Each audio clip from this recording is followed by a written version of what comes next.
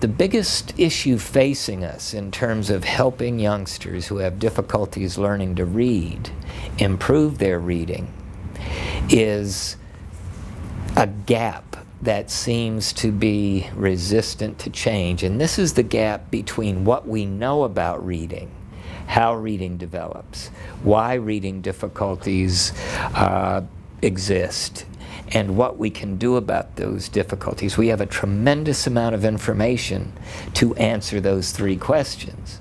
But there remains a gap between the knowledge we have from asking those questions and what we actually do in schools and classrooms.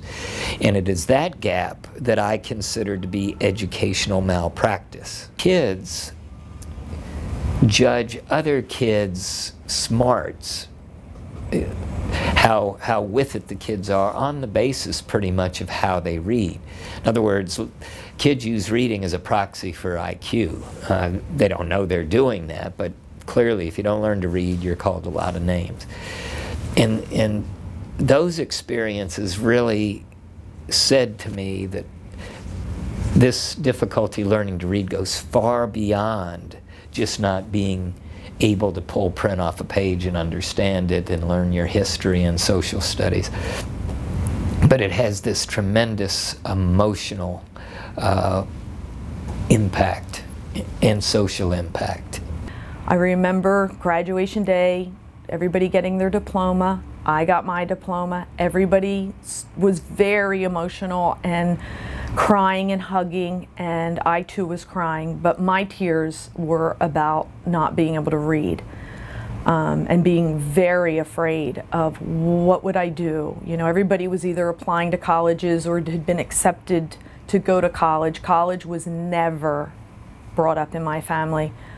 I remember being very afraid, not knowing how I would apply for a job, or the embarrassment of not knowing what to do next. Most kids who drop out of school have reading difficulties.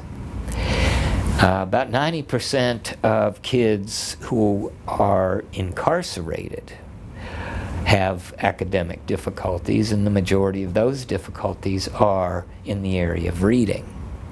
If you just go into the adult prison population, the rate of illiteracy is upwards to 80 to 90%.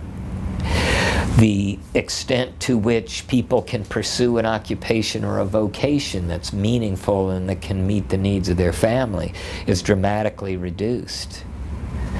Reading is the lifeblood of how people learn, how they engage with the world and the information in the world, and how they understand what's important in their life. Not to mention the fact that to be able to read is instrumental in every job we now have available.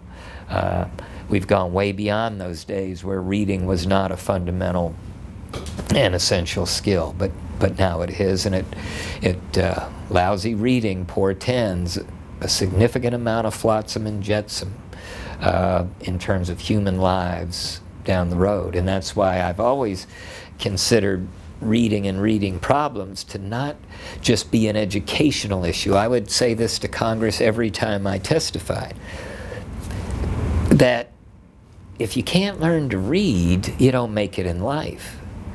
And difficulties learning to read not only constitute an educational problem, but they constitute a public health problem.